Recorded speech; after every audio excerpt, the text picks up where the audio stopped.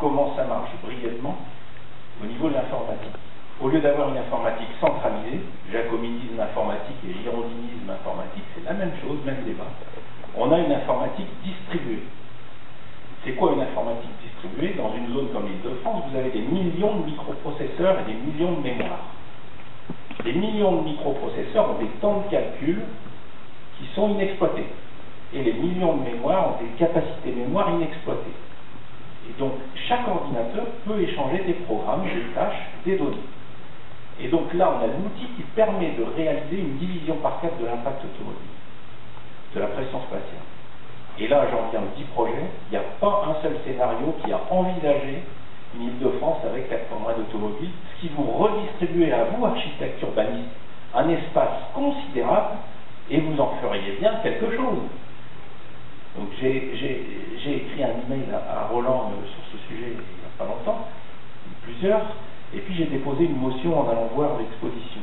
Je crois qu'il faut avancer sur ces sujets, il faut voir comment on peut interfacer l'économie numérique avec l'industrie de l'automobile, l'industrie des équipementiers, vous les architectes urbanistes et les politiques, pour construire une mobilité qui permette de faire plein de choses au niveau des densités et au niveau de tout ce que vous avez dit. Deuxième volet, un peu plus léger, mais tout aussi important, on ne voit pas beaucoup dans les 10 projets d'informatique une politique vélo au niveau du Grand Paris. C'est important une politique vélo. J'ai passé un mois en Scandinavie, en Norvège, au Danemark, en Suède, et puis l'Allemagne. Et bien dans tous ces pays, vous avez 10 à 30% des déplacements, 50% à Copenhague, qui se font à vélo. Et ça prend un peu d'espace quand même, moins que la voiture, mais un petit peu. Mais cet espace, il faut le donner. Et ça fait une mobilité capillaire, chère à M. Porte-Rampart, une mobilité capillaire qui est géniale. Le vélo est le mode de transport le plus rapide sur 8 km. Ça a été étudié très précisément par des urbanistes. C'est un sujet important, c'est un sujet qui est porté par les villes et territoires cyclables pour une politique nationale cyclable.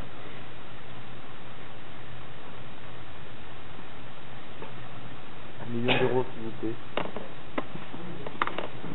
Juste vous dire que j'imagine que vous avez posé une motion et tout ça, mais il y a beaucoup d'équipes qui ont réfléchi aussi à des modes alternatifs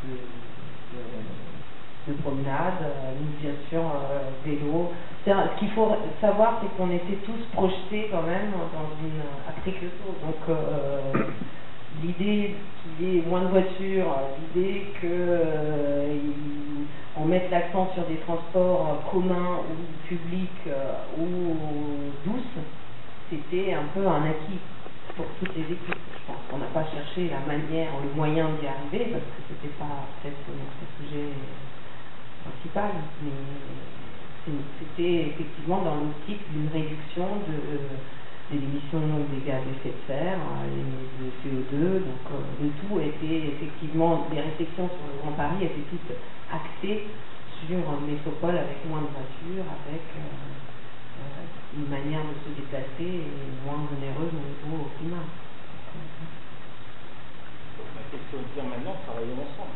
Je veux dire, il y a toutes les briques, il y a des gens qui veulent construisons des solutions. Parce que c'est bien ça le problème. On peut aller très vite. En 10 ou 20 ans, le projet taxi collectif à la volée, en 10 ans c'est plié hein, si on veut bosser. Et avec peu d'argent.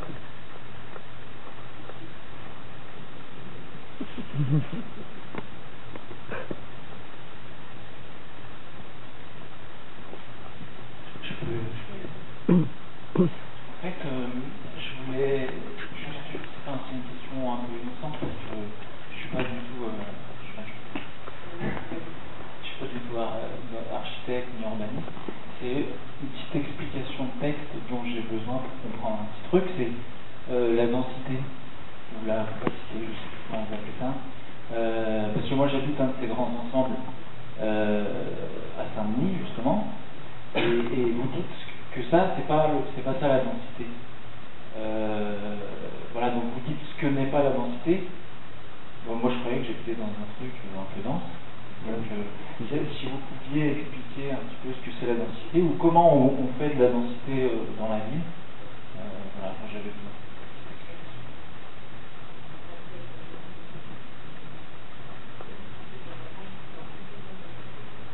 je vais vous répondre après vraiment qu'on fêtera. Nous, on a vraiment voulu faire cette distinction entre densité, compacité et intensité, parce que on pense que le débat sur la densité a été un petit peu faussé dans la dernière période. Donc on a cherché d'autres mots qui pouvaient raconter un peu mieux ce concept. Ce que vous voyez ici, je vais essayer de vous... Ce que vous voyez là, 1, 2 et 3, ce sont 3 images. Ça, c'est la place de la République avec donc la Seine, donc un tissu de parisien. Alors, c'est une carte qu'on prend à l'IGN, normalement, et qui montre effectivement, le noir c'est tout ce qui est bâti, et le blanc c'est là où il y a des rues, des fleuves et des places et tout ça. Ça, c'est un grand ensemble. Donc, pour comparer les deux tissus, c'est ça. Aujourd'hui, il y a une manière de mesurer, entre guillemets, la densité, c'est le COS, donc le coefficient d'occupation du sol. Ça, c'est sur l'avenue de l'Opéra, par exemple, on est, je crois, à 3,5, 6. Donc, on est à 6 de COS. Les grands ensembles ne dépassent pratiquement jamais le 0,8% en occupation.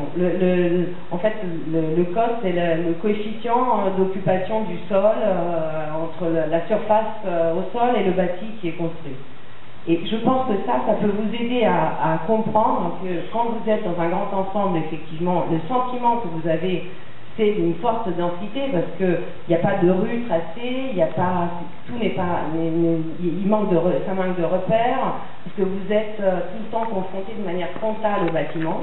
Parce que quand vous êtes sur l'avenue de l'Opéra, même si vous avez une densité beaucoup plus importante, vous n'en avez pas la sensation parce que les rues elles sont clairement définies, clairement dessinées et accompagnées par du bâti.